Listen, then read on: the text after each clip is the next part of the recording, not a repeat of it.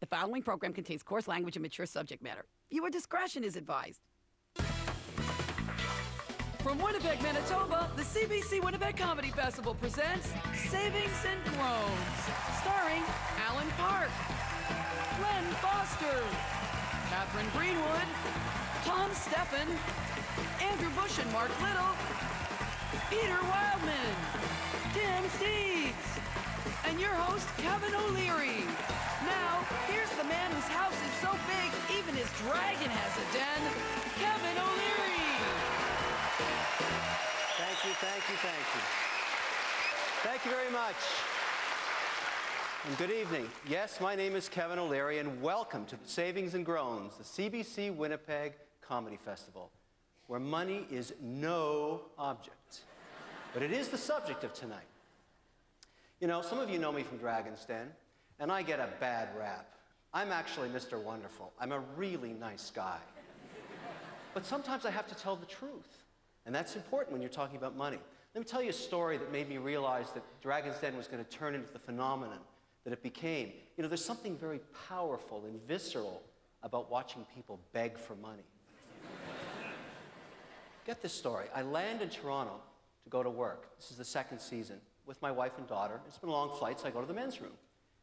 This is true. There's only one other fellow in there doing his business, so I pull up beside him, and I go to work. He looks over at me and he says, "Wait a minute, aren't you Kevin O'Leary, that guy on Dragon's Den?" And I said, "Yeah, I am." "You're an asshole." I said, "Why would you say that to me? You don't even know me. Last night on Dragon's Den, you gave $500,000 to two Chinese kids that can't speak English for 51% control of their company. You stole it from them." I went, "Wow." Listen, we're not going to agree on anything here. I know a lot of business gets done in urinals, but you and I aren't going to agree. Now remember, my wife's waiting outside, so he storms out and says to Linda, "That asshole Kevin O'Leary's in the men's room." And she says, "I know." But tonight it's not about me, and I didn't write that. We're going to see some of the top comedians, the best in the world here tonight. And we spared no expense, again, not my idea, to bring you comedy gold. So are you ready for Savings and Groans tonight?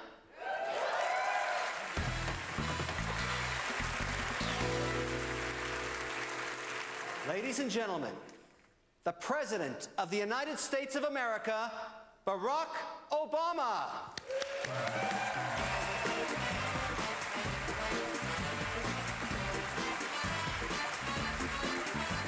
Thank you.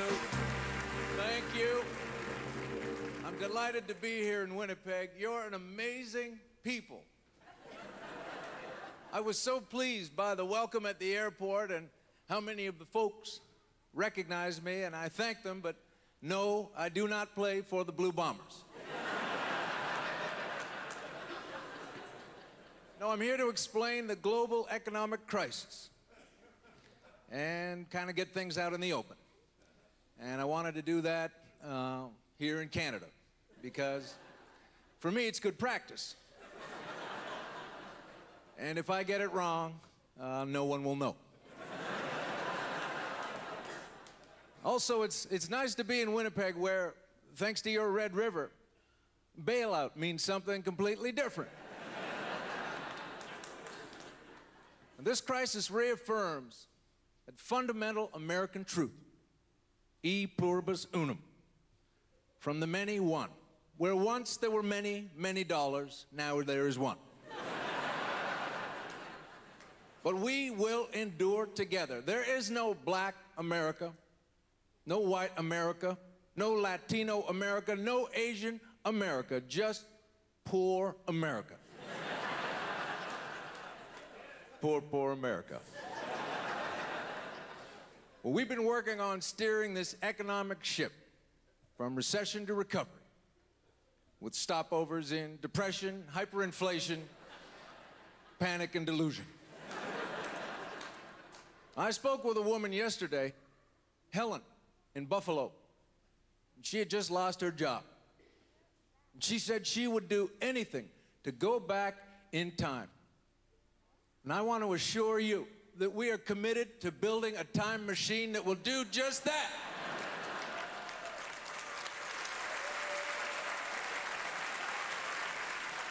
And we've taken measures to reduce mortgage payments. Up to 70% of Americans are now eligible for refinance mortgages. How did we do that? By creating a market where houses now sell for less than $5,000. We call it the Winnipeg model.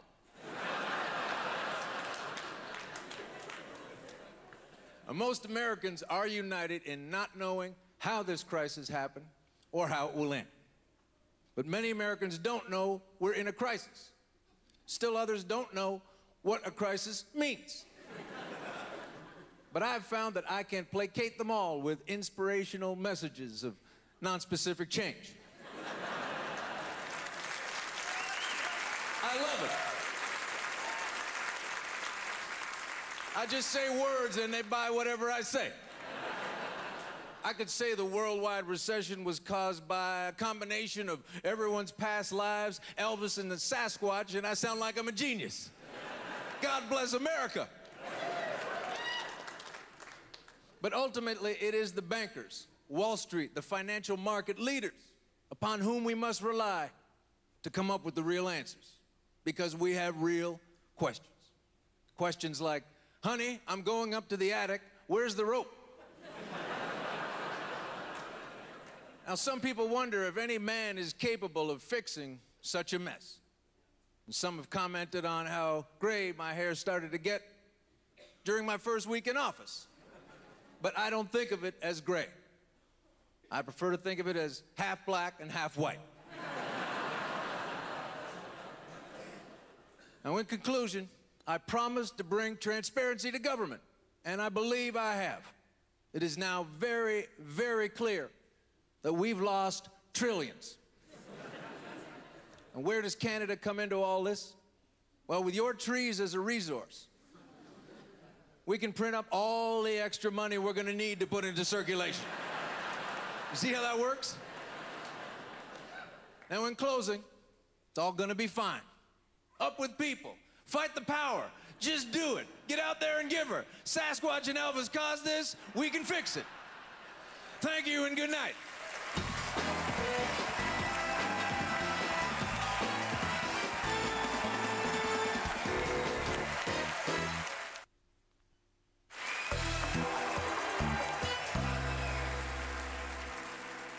As one of Canada's best stand-ups and grumpiest citizens, this comedian has his bank manager on speed dial. Please welcome that Canadian guy, Glenn Foster.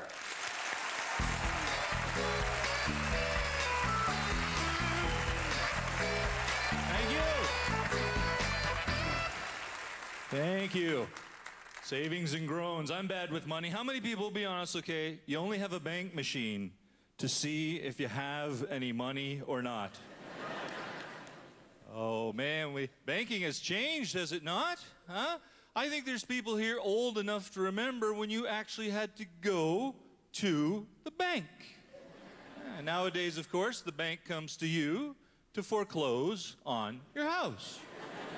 Although if you're American, we had that little game of financial chicken going for a while, eh? It's like, who's gonna default first here, me or the bank? Paying my mortgage, not really in my best interest, is it? We had a credit crunch, a credit crisis. People could not get credit. And I only found out because I got one of these pre-declined credit cards in the mail.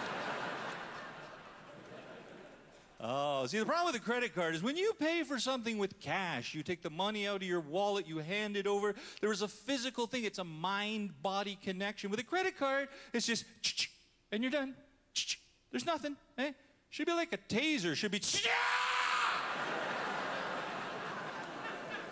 give new meaning to hitting your limit, huh?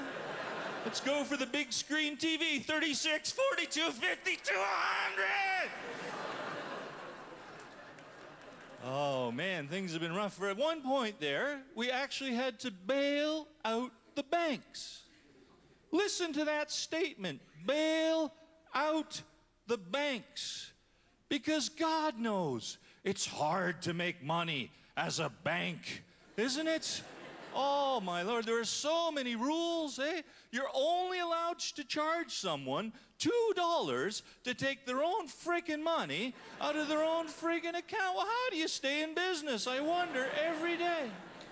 28% interest on a credit card. $25 charge to me if someone writes me a bad check. Well, hey, if this is your business model, I can't believe you haven't run into trouble before now, you know? Honestly, if only the system were more tilted in their favor, you know? If only, I don't know, maybe they could borrow money at a much lower rate of interest than they loan it to you. If only they had vast real estate holdings to fall back on in these tough times. At one point, the largest insurance company in the world was on the brink of collapse. And I remember thinking, well, don't they have insurance? Can't they just sneak into the AIG building late at night and set it on fire? Huh? Put in a claim in the morning? Must be something they can use to light a fire. Oh, I know, piles of money. Banks are closing branches. That's the thing, banks are closing. Because you can do most of your banking online. Well, they charge you for it. Hey, look, I have 10. Oh, geez, I have nothing. Sha! See, to me, nothing has changed, you know? It's the same as regular banking. Online, inline, doesn't even make a difference because, you know, I go to pay a bill online. My daughter's updating her Facebook page, right? I go to use the laptop. The wife is playing solitaire. It's like, man, I got to get in line to get online. I should just set up a nice little rope maze in my family room. Maybe some brochures to entertain me while I'm there. Get a second opinion. You're richer than you think. Well, don't tell them. Richer than you think. Don't you love that? I got a second opinion. Turns out I'm poorer than I thought. My branch didn't close. This is what happened in my branch. And I had a great bank. It was right at the end of the street. It was so convenient. And then one day I get there, and there's a little sign that says, "We no longer handle cash transactions at this location." What? You're a bank. What the hell else do you do? You know, I can do everything else online. The only thing I need the building for is the cash. That's like a hooker who doesn't do sex. A lot more bank robberies, of course, you know, with the recession and everything else. And you read about them in the paper. You know, one guy walked out like 60 grand, 80 grand. A guy walked out with 150 grand. And I'm like, where is that branch where you can actually get cash? That's it. That's an inside job. Somebody up top must have told them which branch actually had the money. Otherwise, they got lucky. That's all I can figure, eh? Because that robbery could have gone horribly wrong. Eh? Just bust in. All right, everybody on the floor, this is a robbery. Oh, sir, we no longer handle cash transactions at this particular location. We can help you with your mortgage or your RSP. Get a second opinion. You're richer than you think. So now, the poor thief has to save face. All right, no cash. Okay. All right. Let's put all those brochures in the bag. Calendars too, let's go. You, take the pens off those chains. All right, now which one of you bitches is gonna help me maximize my capital gains? Hey folks, that Canadian guy, thank you very much. Good night.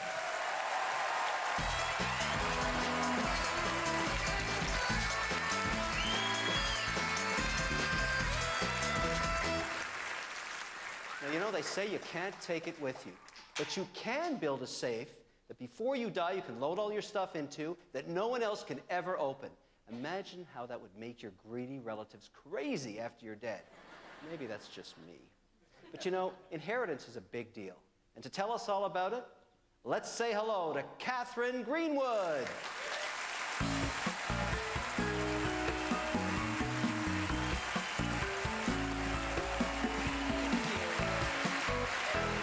Thank you so much. Hi. So yes, we're going to do something just a little bit different now, as Kevin mentioned, in keeping with this evening's theme of money. I have been sent out to offer you some advice and talk to you a little bit about, sorry. It's okay. About inheritance, sorry. Because most people don't fully understand, nor do they properly prepare for, I'm sorry. I told myself not to do this. Okay, no, it's just, you know what it is? It's just that when you are talking about inheritance, you're not merely talking about money, you're talking about a human life. You're talking about Aunt Joan. I'm sorry, it's just I knew her my whole life. Well, it's not that we were that close when I was a little girl. She favored my younger sister, Audrey. And who wouldn't? Because Audrey was cute, you know? So sweet and funny and smart and always loved to be the center of attention. She still does. God love her. But then we grew up, and past 10 years, I've spent a lot more time with Aunt Joan. Because Audrey didn't stick around. She got out of there quick like a bunny. But she had to, right? She had to think about her husband and herself and her daughter, Petal. Yeah, Petal, I know. Gotta live with that name her whole life. Anyway. I, on the other hand, I'm the type of person that prides herself on doing the right thing and putting other people first, you know? So I stayed put. I stuck it out. And yeah, I saw a lot of Aunt Joan. I visit her almost daily at her Georgian Manor home, 3,000 square feet, original stone fireplace. And I would just help out because the Lord says you should treat your aunt the way you would want your aunt to treat you. So I would just do small chores, you know, whatever. I'd polish the silver La Perry sauce boat or, I don't know, vacuum the heirloom tapas carpet. Because in the end, it's these small things that a person remembers when it's time to write a will. And I know that Aunt Joan thoroughly appreciated it because in the final weeks when she was hospitalized, she entrusted me with the keys to her mansion, home, so that I could go in and feed Mr. Muffins. That's her cat. Smelly, flea-bitten, weird little eyes, strange little cat. Oh my God. Like he thinks that every carpet is a urinal. Ew. And every $6,300 Avalon settee is a scratching post, you know? But whatever, I did it. I put some meow mix in a bowl and I threw them in the basement. And I was with her right up until the end. I remember actually quite clearly sitting with her by her bedside and I was reading to her her bank statement. At that point, who should waltz in the door but Audrey and Petal? And all of a sudden, it was like I was invisible or something because they were just, oh, yak, yak, yak, talk, talk, talk, you know, had so much to catch up on and laughing together because it's pretty easy to laugh when you're not the one who's putting in the hard time, you know, feeding a mangy cat and dusting the $6,500 Henkel credenza. That was the last time that I saw Aunt Joan alive. And I don't even know what finally took her. You know, it's probably all the laughing. Or maybe the strain of having to pretend to be kind to somebody named Petal. I don't know. But here's the thing, okay? In the end, that did nothing for her. Because at the reading of the will, you know what she got? She got nothing. And neither did that Cupid doll of a daughter of hers. Nothing. I, however, was not forgotten. And I knew I wouldn't be.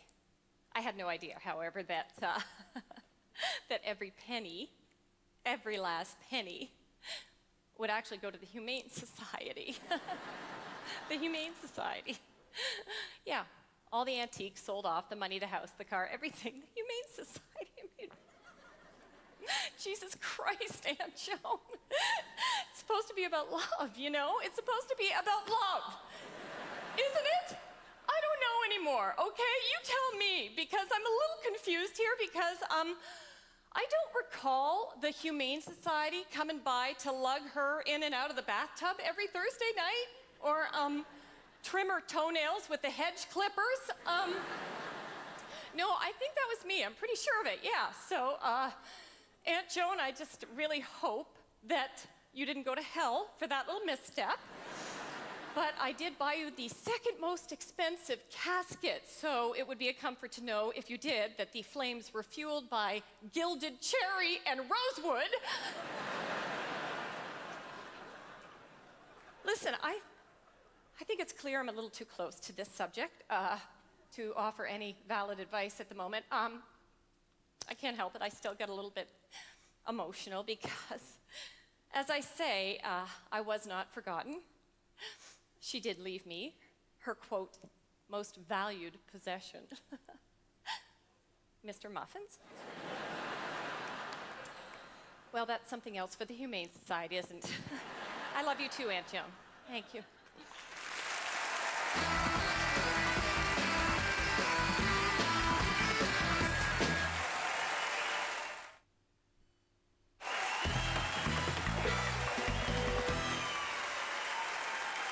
One of the most common ways to lead your life and to earn money is to work really hard, or so I've read.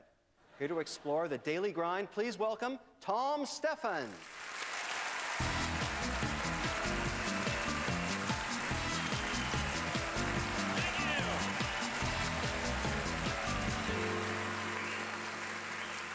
I appreciate every minute on stage because I didn't always do this. I spent a lot of years punching the clock, working in a cubicle in corporate America. And the thing is, I have no idea how I ended up there at all, right? That's nobody's dream job. Nobody aspires to that, do they? Like, you don't see college kids sitting around in the bar going, oh, I can't wait till I graduate from this 24-hour party and get chained to a desk. Or go back even farther, right? When you were a little kid. Think about it. Like in my neighborhood, when we're little kids, we're getting together. We're like, hey, today, let's pretend we're police, right? Let's be cowboys, like astronauts, firemen, little men of adventure.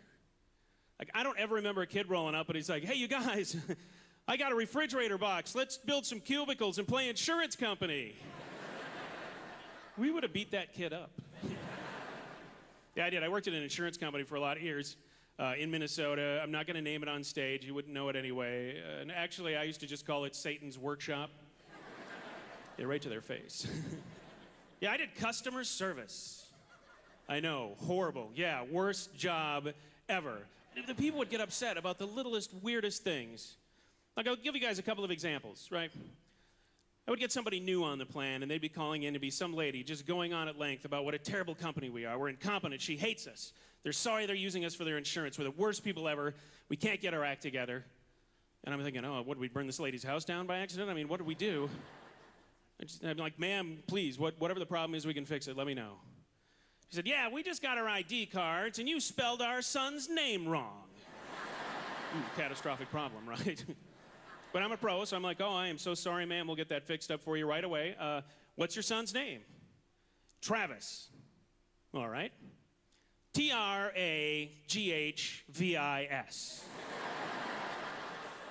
Really? Actually, ma'am, I think you're the one who spelled your son's name wrong. Why do people do that? I don't get it. It's like we want them to be special. Well, there's a lot of different meanings to the word special, and I don't think you hit the one you're aiming for. Yeah, I used to grumble about it a lot, but the thing is, I probably could have, I mean, I'm the one that stayed there for all those years. I could have gotten out of there. And you gotta admit, looking for a job is easier now. I mean, I know with the economy right now, it's not so easy to find a job, but looking is still easier than it used to be, thanks to the internet, right? Because now you just go on a website, you see a job you like, click, click, you're emailing your resume, and you're done thinking about it. That's awesome. I do have a tip for you, though, from a friend of mine. She does human resources, she does hiring, and she told me a true story, and there's a great tip in it, and it's this. If you're going to email your resume to a prospective employer, make sure your email address is not something like more weed for me hotmail.com. Tell you guys the funniest thing that ever happened to me in corporate America. It makes me laugh to this day. You can probably picture where I work. right? You got a big airplane hangar-sized building, like call center. You got cubicles as far as you can see. And throughout this mesa of cubicles, you've got printers scattered throughout there. And when you start to work there, they set you up and they assign you to a printer. And you're supposed to print to your assigned printer, or steps will be taken. A couple of you have been there, okay. They're ordinary, black and white, you know, they do documents, screen prints, letters, that kind of thing. But our marketing department had a big, fancy job. It did color, glossy, they did brochures and posters and marketing stuff on there. And the people that sat by it would route their jobs there because it was a shorter walk, which they weren't supposed to do. The marketing people get fed up one day, they corner their assistant, they're like, listen, people are using this printer that aren't supposed to. None of these guys are supposed to use this printer, we want you to stop that. This printer is for our use only, no one else, we want you to enforce it. We don't care what you do, but come up with something by the end of the day, fix it, no one uses this printer but us. Okay, end of the day. If you guys can picture, one day, here's me and a couple of my buddies at work, we come walking around the corner, and here's that big, beautiful color printer. And right above it is a brand new sign that says, colored only.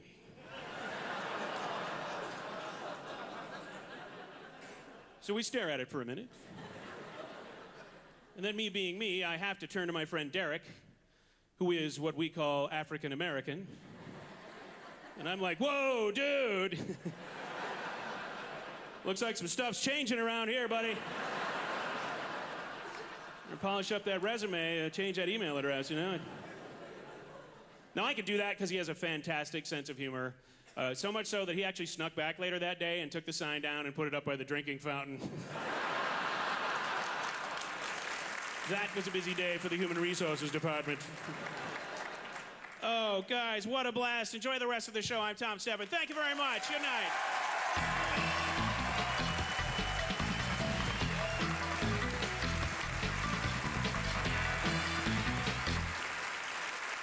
Here to take a look at the dark side of money, here's Mark Little and Andrew Bush.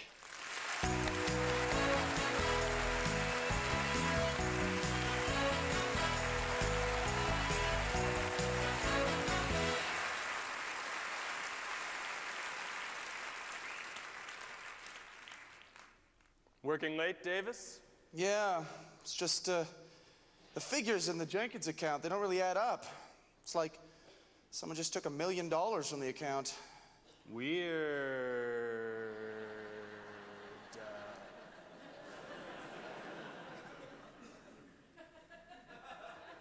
Why are you looking at me like that? Like what?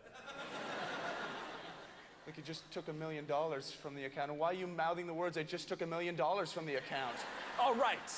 That's enough of you, Davis. I knew I couldn't trust you. I knew it! High five. Ha-ha! Oh, damn it! Yeah.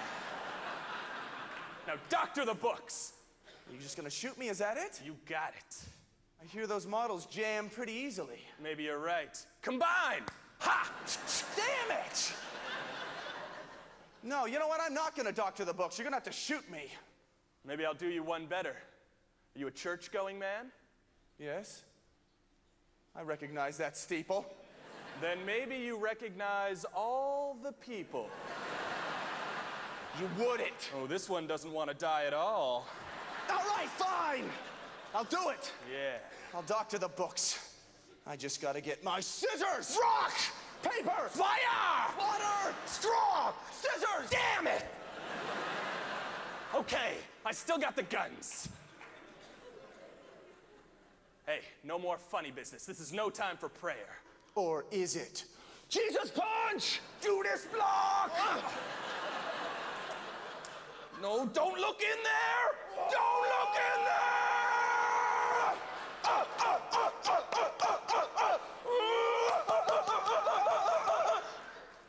Who has the guns? I do. Shh. Oh, man. Haha, guess I do. Ha! Oh, man. Probably have to Oh, yeah, we just probably gotta put him to. do the... And then just... Oh, jeez. This sketch is dedicated to all the people who lost their money in the recent stock market crash. In 75% of cases, this is exactly how it happened.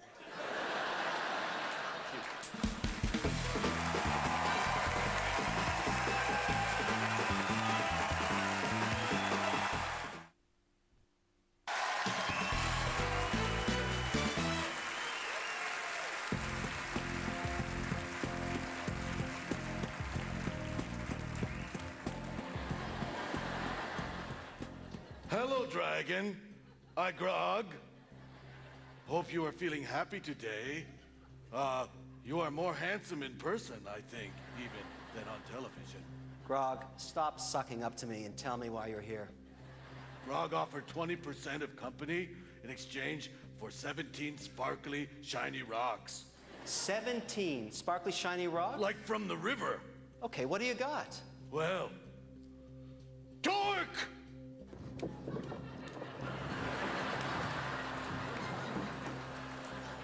Grog, build Plock.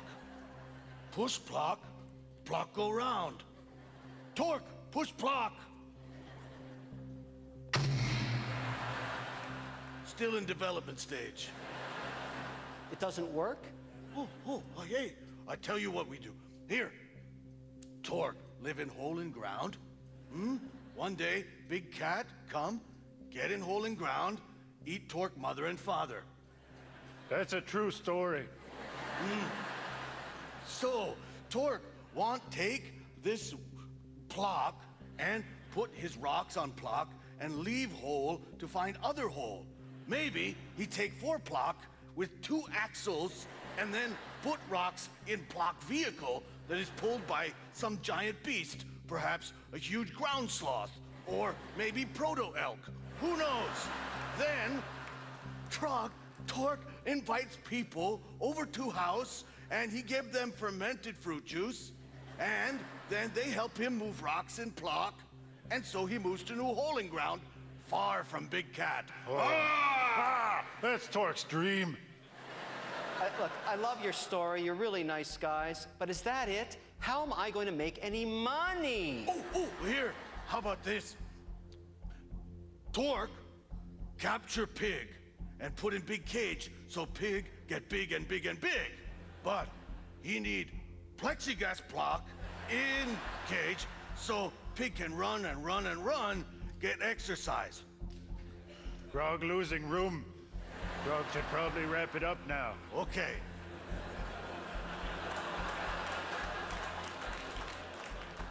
You should be running this company. So, in conclusion, Dragon give me 17 sparkly shiny rock, and so help me build more Plock. Grog, you have no business plan. You have no cash flow. Statements, you don't know where we're going with this thing. No business plan, no marketing plan, no market. You have absolutely nothing. This concept has no merit whatsoever. And I say to you, I am out. You out? Out, completely out with extreme prejudice. Oh, okay. How about I take club and smash in your smooth, shiny scalp?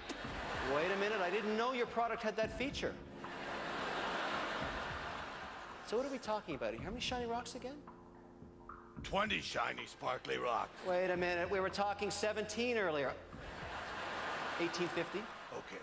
You got a deal. Thank you, guys.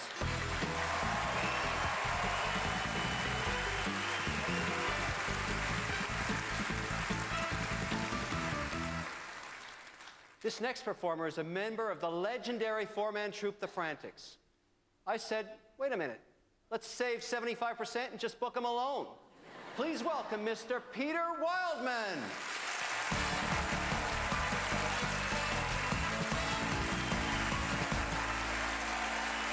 Thank you.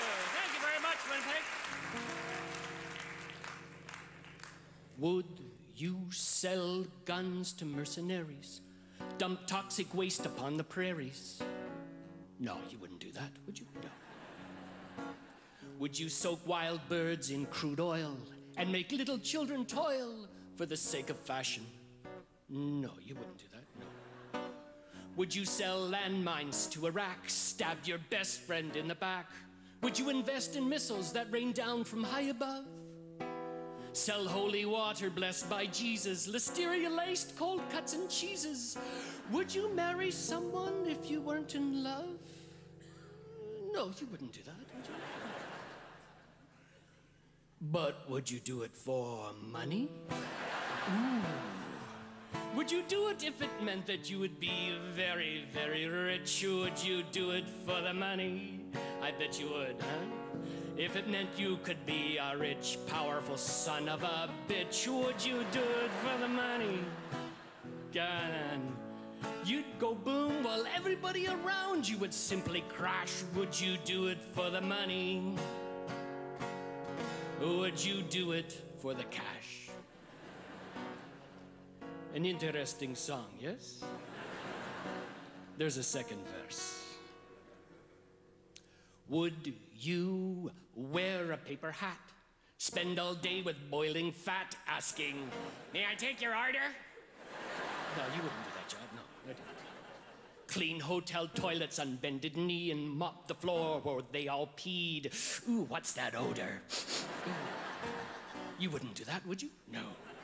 Would you take some young toddler's sass, wipe some old lady's ass? Would you be a security guard at the local mall? No, spend your evenings bussing tables and shoveling turds in some horse stable. Would you do these jobs? No, never, not at all. But would you do it for money?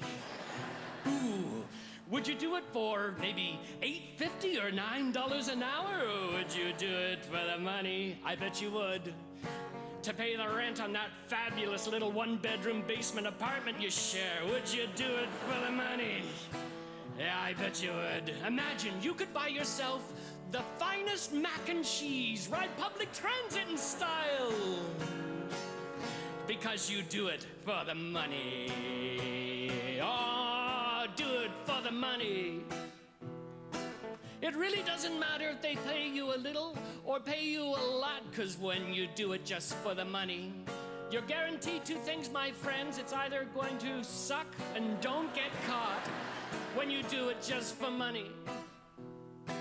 That means whatever you do, you will never do for free. And if you do it just for the money, you'll be a whore like me.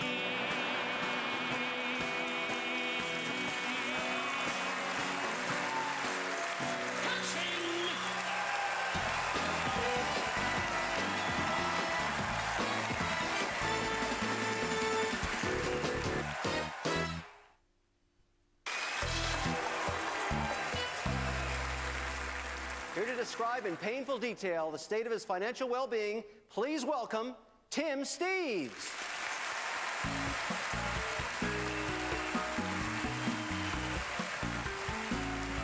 Thank you. Thank you very much, Winnipeg. It's nice to be back. So the entire world went broke at once. How can you even afford to be here tonight? Things are gonna get a whole hell of a lot worse before they get better, and I got no answers. I'm just here to make you laugh. Apparently we're not as bad off as some.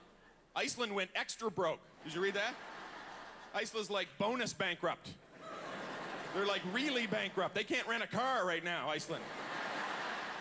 Too bad about your luck. Nobody put a gun to your head and told you to go live in a frozen volcano. Maybe somebody did. I'm not familiar with their history. You know who's giggling? You know who comes out of this smelling like a rose? People that were already broke. People that were thinking about quitting their job last year are now saying things like, "The fumes aren't that bad. I hardly ever pass out. It's a paycheck. The good news about cockroach counting is it's a new number every day." Doesn't the media seem to relish telling us how screwed we are? No, they really do. They should just open every newscast with, "You will all be dead soon." Do you think maybe it's time to legalize and tax marijuana? I'm just throwing out ideas. I think the right wing's gonna start to come around on this one, because everyone doesn't smoke pot, but the people that do smoke a lot. Yeah, the rim isn't the only thing we roll up in Canada. And we're happy to try again, too. No problem. You have any idea how easy it is to grow? It's a weed. You can sell it for $300 an ounce. That'll make you rethink the cranberries. You don't need some big field of fertile soil either, just a 2-bedroom apartment with a couple of spotlights. Like I'm telling you people anything. We could put together an all-star team of growers, starting with my buddy Cecil, as he's been named in this bit. It's even hard to hang out with your friends when you're broke, man. You can only suggest free stuff for so long, you know what I mean? Hey, you want to go down to the barber shop and read the magazines, dude? No, we won't even get a haircut. It'll be awesome. Some people more comfortable being broke than others, right? You ever have a friend that'll go broke on Thursday, hang out with you till Sunday? That's a nice guy. There's different stages of going broke, right? It's always like that. I'm sorry, sir, that card has been declined. Like, and you always give it that dignity retention. But there must be some mistake because I'm huge. Could you try it again? That's got to be the biggest joke for every waiter in the world. They go back to the kitchen. Guess what? And everybody at once, they want you to try it again. They're desperate to get us to spend, aren't they? Like, do you notice how crazy, desperate the restaurants and people want? You know what I mean? Any appetizer and 6 entrees for $4. No, not the crusted steak or the glorified. No adjective dishes, actually. And your appetizer has to be chips.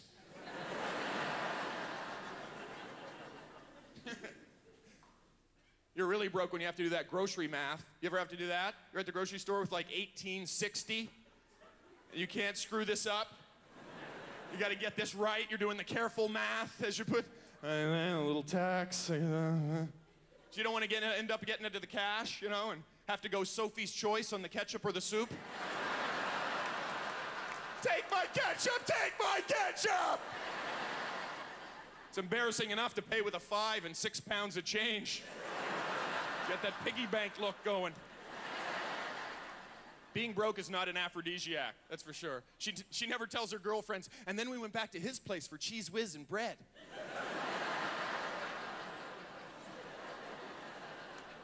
Yeah, it's hard to get action when you're busted, man. You can't just, I thought we could just walk around until we got thirsty, and then we could sip our waters.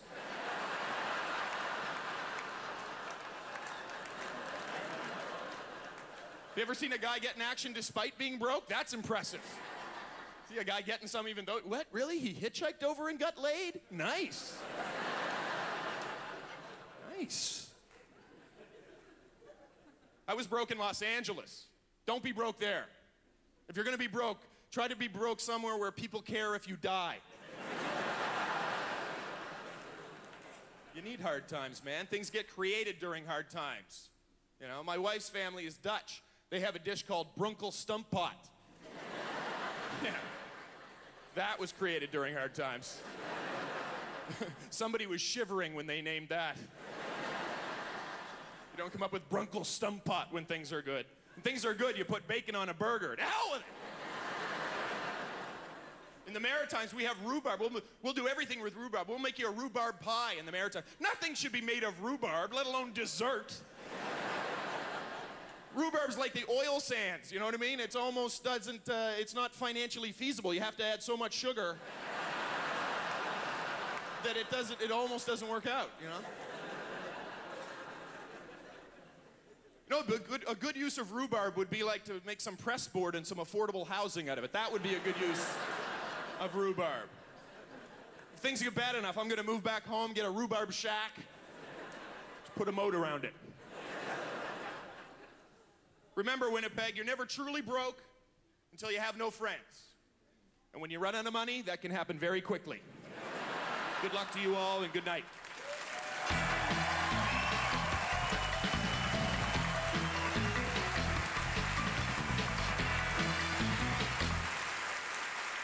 Well, ladies and gentlemen, that's Savings and Groans, our little comedy bailout.